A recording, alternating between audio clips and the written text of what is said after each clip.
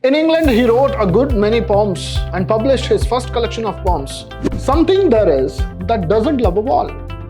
So what is that something which does not love a wall? I've come after them and made repair where they have left not one stone on a stone.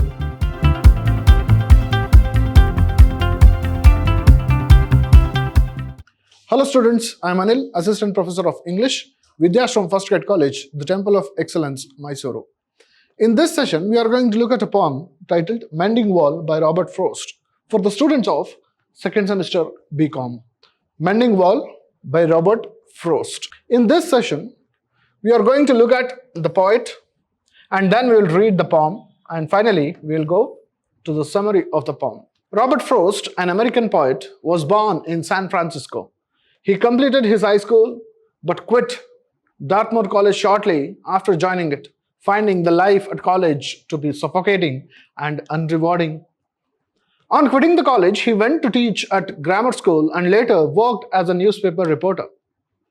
Frost made one more attempt to completing his college education by joining Harvard University, but was forced to abandon it on contracting TB, that is tuberculosis. He started writing poetry when he was in high school and published many of his poems in journals. However, American publishers showed little interest in his poems, prompting him to move to England in search of a better poetic career. In England, he wrote a good many poems and published his first collection of poems, A Boy's Will, followed by the publication of his most famous anthology, North of Boston, which contains many of his great poems, including this poem, Mending Wall. On the heels of his success as a poet, Frost moved back to America with his family. He taught as professor of literature in many American universities and received many honors.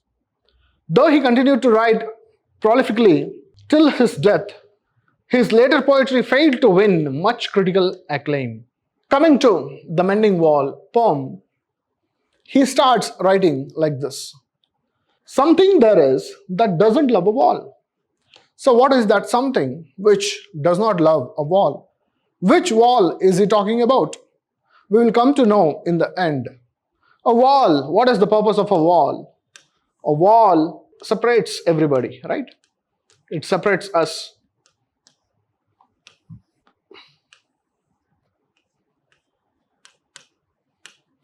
This wall he is talking about, it separates us. Something there is that doesn't love a wall. He is talking about wall, but what is that something?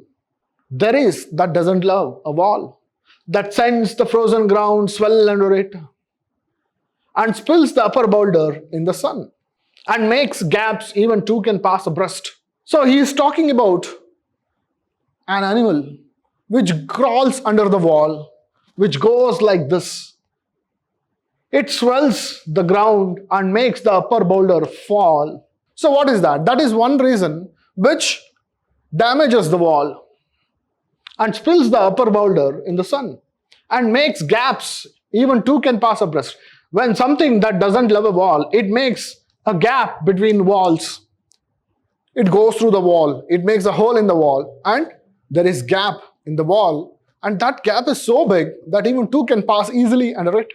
The work of hunters is another thing. Now the work of hunters, that also damages the wall.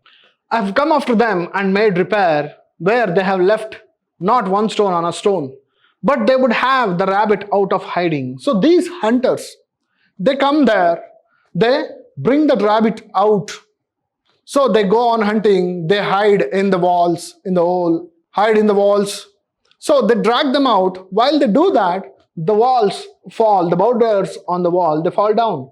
But they have the habit out of hiding to please their helping dogs, their hunting dogs. To satisfy them, they drag these rabbits out. The gaps, I mean, no one has seen them made or heard them made. Those gaps are there and nobody has heard or seen how they come on those walls. But at spring mending time, we find them there, that's all. But the spring mending time, those walls are present there and nobody has heard them or nobody has seen them being made by anybody. I let my neighbor know beyond the hill. So this is a place where the poet is residing. It's a large estate. there is his neighbor who is staying beyond the hill, far away from him, beside him, but far away. And on a day we meet to walk the line. So they decide to repair the wall again between them. They want to construct a wall between them. They want to build this wall again with boulders. Why? What is the need? And set the wall between us once again. We keep the wall between us as we go. They walk on both the sides. They repair the walls. They repair the wall wherever there is the boulder falling down. To each the boulders that have fallen to each. And some are loaves and some are so nearly balls. We have to use a spell to make them balance. So some are big stones, some are small ones. We need to cast a spell to make them balance. That is not a wall built using cement. It is a wall, a fencing wall used by placing one stone above the other and using big and small stones to balance each other. We have to use a spell to make them balance. Stay where you are until our backs are turned. This is the spell that we want to cast on these stones to balance. We wear out our fingers rough with handling them. We wear out our fingers. We are doing a hard work and we wear our fingers out. Oh, just another kind of outdoor game. The poet considers this as an outdoor game. One on a side, it comes to little more. There where it is, we do not need the wall. He is all pine and I am all apple orchard. So here, it has become like an outdoor game. He is standing that side, I am standing this side. It is like a game, but still it goes beyond that. We actually do not need this wall where we are staying because he grows all pine trees, I grow all apple trees. So that is the reason why we need not have a wall. My apple trees will never get across and eat the cones under his pines. I tell him. So this is the reason that I gave to the neighbor, that we actually do not need the wall because you grow all pines, I grow all apples. And my apples are not going to eat all your pine cones. He only says, good fences make good neighbors. But that man seems to have stuck with this concept. What is the concept? Good fences make good neighbors. Spring is the mischief in me, and I wonder if I could put a notion in his head. This springtime, mending time, wall mending time is a mischief in me, and I try to put some notion into his head. Why do they make good neighbors? Isn't it where there are cows? But here there are no cows. The poet is trying to put some sense into the neighbor's mind that we don't have cattle here to destroy each other's crop.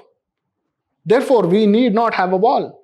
Before I built a wall, I'd asked to know what I was walling in or walling out. Before we build this wall, the poet wants to know the purpose of building this wall. Why?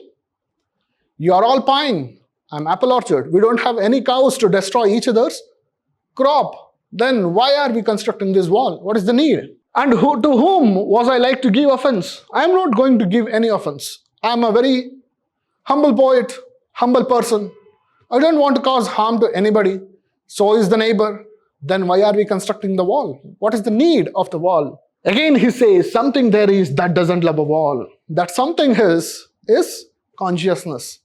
His human nature that wants it down. That human nature wants this wall down. We don't need to have a wall.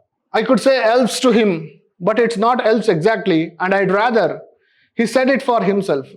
I see him there bringing a stone grasped firmly by the top. When I said there is something that doesn't love a wall and it wants it down, the other person says maybe elves, angels, they don't want to have walls. And he said it for himself. I see him there bringing a stone grasped firmly by the top in each hand like an old stone savage armed. Now this man is looking like this. He is bringing stones on his head like an old savage man. He is bringing the stone like an old savage armed.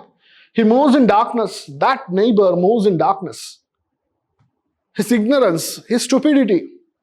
It seems to me, not of woods only and the shade of trees. He does not move under the shade of woods or the shade of the trees. He walks under the shade of stupidity. And he does not realize why he is constructing a wall. He will not go behind his father's saying. He is stuck with his father's saying. And what is his father saying? And he likes having thought of it so well. He has understood the sense of what his father has told him. What is that? That is, he says again, good fences make good neighbors. So if we have good fences, that will make us good neighbors. We have to restrict ourselves. We need not destroy the walls between us. Good fences make good neighbors. To this thought, this man is stuck. I'm trying to do something good to him, but he says no. Good fences make good neighbors. So there he ends the poem. Coming to the summary of this poem, it is like this. Human society as a whole is divided into atomized units by man-made barriers. We have n number of barriers. We have kept ourselves away from each other. Man is by instinct a wall-building creature. We try to separate ourselves from others, knowing well his natural ability for self-restraint. Do we humans need boundaries to stay civilized? That is the question raised in this poem. Do we need boundaries to stay civilized? Or are we decidedly self-divisive? That is the question which is so important in this poem. The speaker of Mending Walls strongly believes that walls are antiquated structures that have outlived their usefulness. Though the problem lies in getting his neighbor to argue with him, who tenaciously holds on to his time-worn and clannish view that good fences make good neighbors. The poet is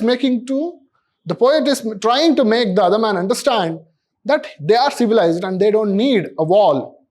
But the other man is stuck to the saying that good fences make good neighbors.